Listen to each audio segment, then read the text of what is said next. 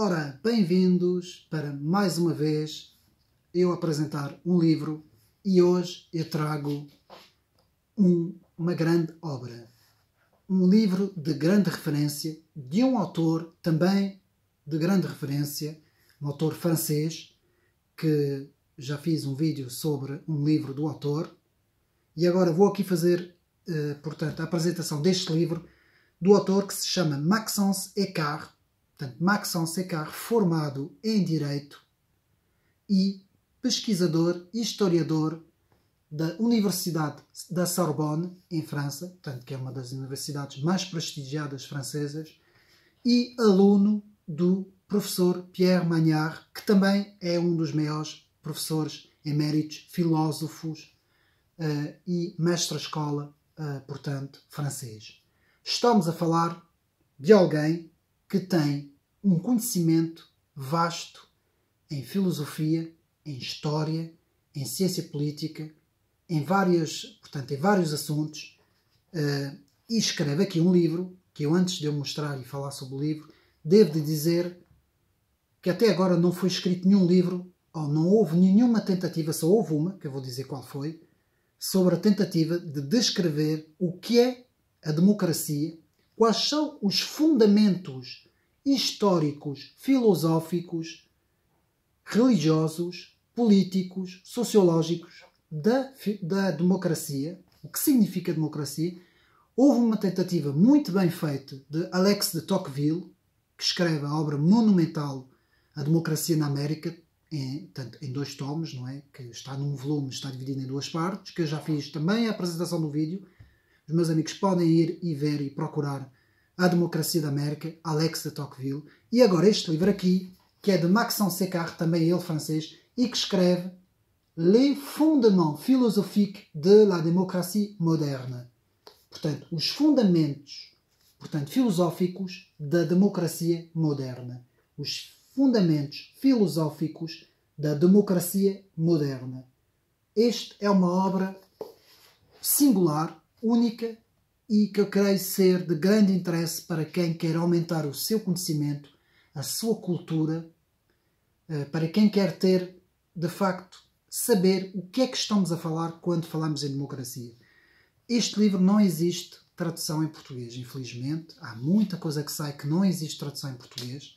É lamentável, de facto, não haver muito mais traduções de obras em português. Há dias eu estive em Lisboa o dia todo a vasculhar várias livrarias, não só as livrarias das grandes superfícies, mas também as livrarias chamadas livrarias de rua, não é? Que há bastantes em Lisboa, e é lamentável nós, Portugal, neste momento, estamos muito atrasados a nível de leitura, a nível de tanto de obras de história, de filosofia, como também de literatura, de traduções. Estamos muitíssimos atrasados. Basta dizer que a Amazon, por exemplo, vou dar o exemplo da Amazon Brasil, existe milhões e milhões de obras, eu digo milhões, centenas, não é? Estou a exagerar, mas é uma maneira de falar. Centenas de livros de vários assuntos que aqui em Portugal não existe. Assuntos políticos, mesmo atuais, de coisas que se estão a passar, por exemplo, sobre a globalização, a ideologia globalista, sobre vários assuntos que eu agora nunca mais aqui acabava de falar, que não existe cá em Portugal. É lamentável, nós vamos a uma livraria em Portugal e encontramos sempre os mesmos livros, sempre, parece que é de propósito para as pessoas não ter acesso ao conhecimento. Existe alguma literatura interessante, sim senhor, na parte da literatura existe alguma literatura interessante, traduzida também, não é? Muita literatura traduzida, e literatura portuguesa também existe, boa literatura portuguesa, mas a nível de ciência política, principalmente, filosofia, história, e principalmente a nível da ciência política, das ideologias políticas, não temos praticamente nada. É lamentável. E foi só uma parte, um desabafo, quero aqui hoje apresentar, portanto, os fundamentos filosóficos da democracia moderna e falar sobre este livro. E porquê que Maxence Sécart escreve este livro? Bom, isto não é nenhuma apologia da democracia. Aliás, eu não sou sequer adepto da democracia, nem este autor é. Simplesmente o autor procurou fazer uma pesquisa sobre o que é que nós entendemos por democracia. Por exemplo, vou dar alguns exemplos do livro do autor. Quando o autor fala em uma calça de ganga é mais democrático que uma gravata, por exemplo. Quando o autor fala, por exemplo, alguém na rua com uma t-shirt da Adidas, que diz que todos devemos ser iguais, que vá na rua e que diga que já não há mulheres e homens, já não há, agora existe apenas géneros, cada um pode ser aquilo que é. Tudo isso é muito democrático. Ir ao McDonald's é democrático, ser mentalidade aberta é democrático.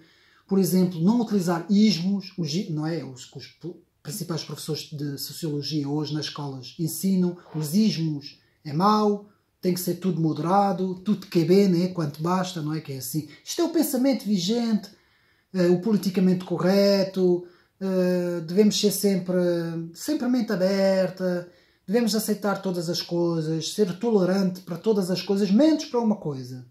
Não ser tolerante para aqueles que não são tolerantes, ou que eles dizem que não são tolerantes, não é? Portanto, a democracia é um bocadinho isso. A democracia, em vez de ser o original, que eu vou já explicar, tornou-se uma forma de as pessoas, das populações do mundo, seguir uma certa ideologia de descaracterização da identidade própria do ser humano. Portanto, a democracia acabou por descaracterizar o ser humano, não é? Porque um ser humano, seja ele qual for, não são todos iguais. Essa ideia de que todos os seres humanos são iguais, não. É como os animais. Um elefante não é a mesma coisa que uma girafa, não é? Nem a mesma coisa que um peixe. Não venham dizer que são todos iguais, porque não são. Também os seres humanos, apesar de serem humanos, têm diferenças. E é essas diferenças que são importantes. E é essas diferenças que faz o maravilhoso da sociedade humana. É haver diferenças. É, por exemplo, alguém que vive na China vai ser diferente do que alguém que vive na França. Alguém que vive no Canadá vai ser diferente do que alguém que vive na Etiópia. Alguém que vive na Índia vai ser diferente do que alguém que vive na Mongólia, por exemplo.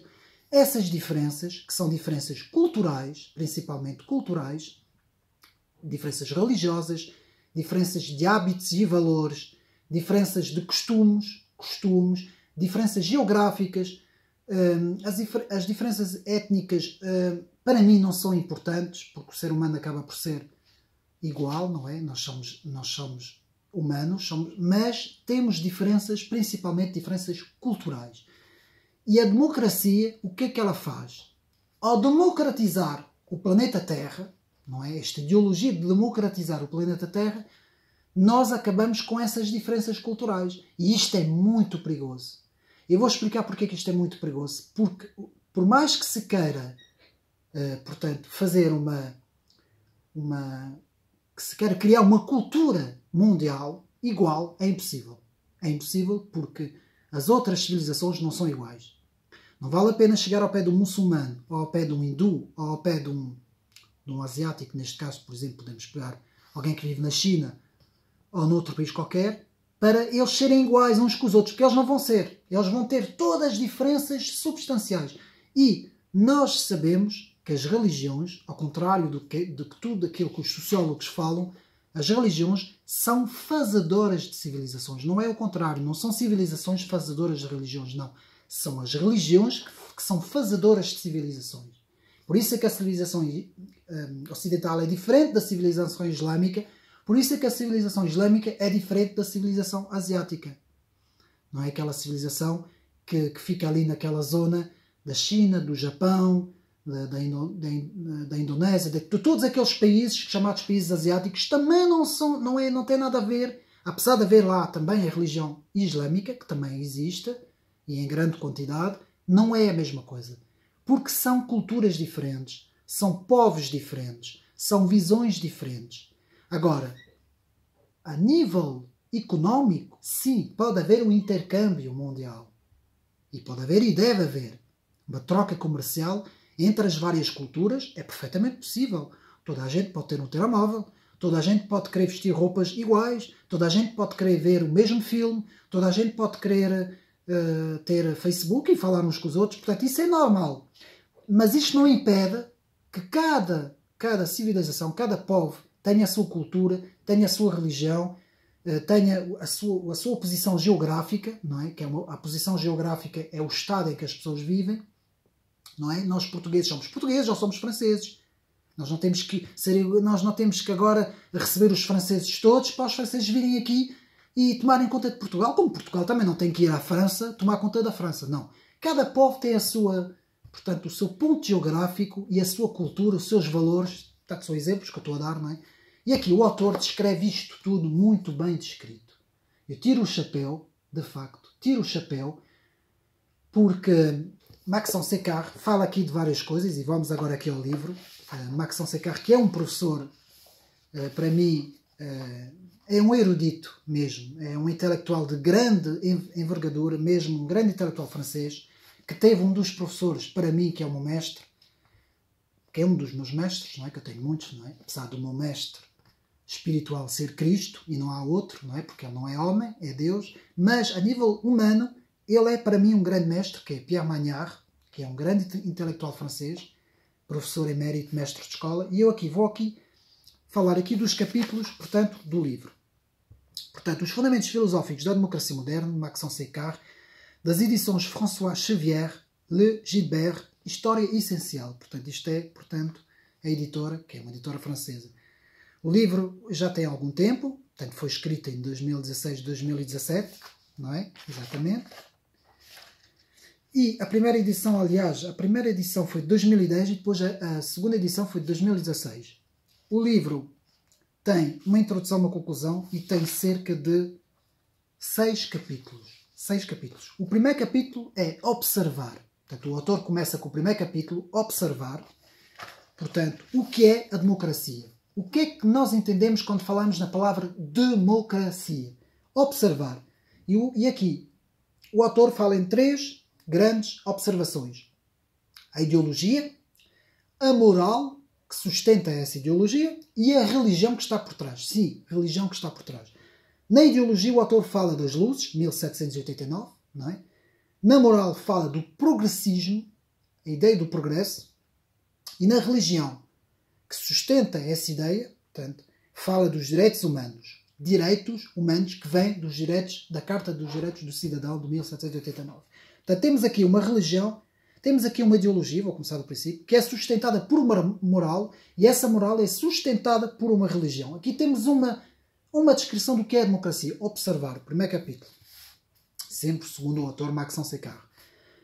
Segundo capítulo. A democracia é uma negação. Portanto, aqui o autor vai aprofundar, vai entrar na metafísica, na política, vai falar na natureza humana versus natureza caída. Portanto, natureza humana de Jean-Jacques Rousseau, o autor vai aqui desenvolver, e vai falar da natureza caída do Novo Testamento, da Bíblia, do Antigo Testamento e do Novo Testamento.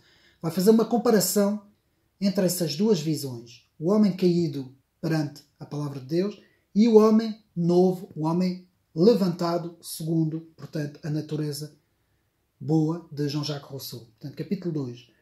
Portanto, depois o autor entra no mesmo capítulo, vai falar segundo Aristóteles e Tomás de Aquino, a visão que eles tiveram e a contribuição que eles tiveram para os fundamentos filosóficos da democracia. No mesmo capítulo, outra vez uma introdução sobre Jean-Jacques Rousseau, a importância que Jean-Jacques Rousseau teve para a ideologia democrática. Depois, a ordem e a natureza, para fechar o segundo capítulo. No capítulo 3 temos a democracia não existe. Muito interessante este capítulo.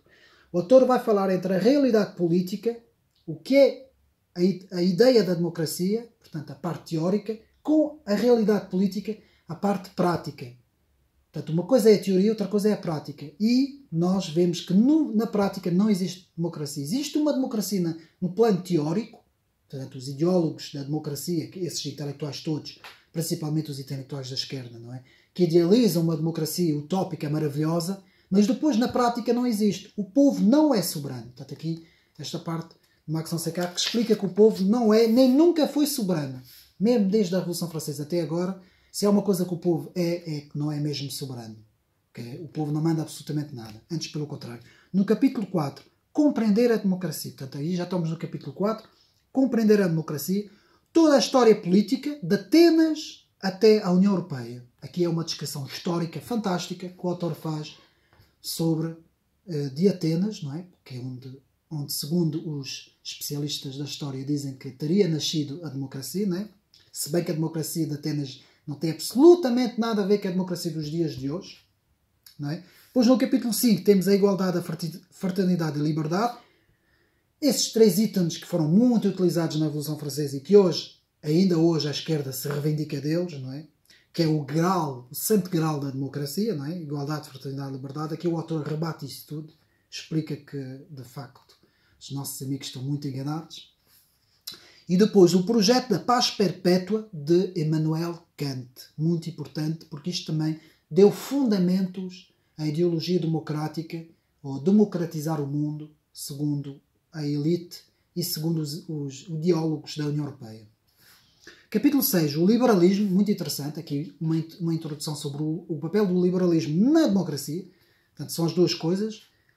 Liberalismo versus democracia, liberalismo versus socialismo também, liberalismo, socialismo igual à democracia. Aqui é preciso entender o que é que o autor explica quando apresenta aqui este capítulo 6. E depois, por fim, temos a conclusão, portanto, que tem 3 grandes tópicos. Um que é uma escolha metafísica, de facto é uma escolha metafísica a democracia.